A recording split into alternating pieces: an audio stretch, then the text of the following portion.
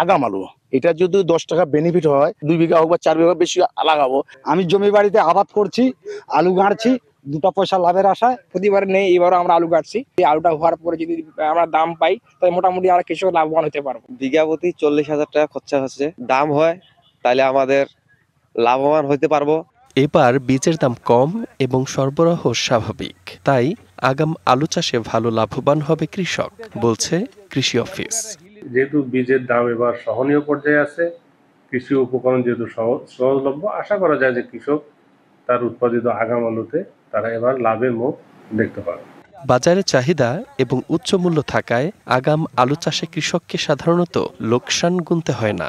এবছর আলু বীজের দাম কম থাকায় মুনাফা ভালো থাকবে, এমনটাই আশা কৃষকের।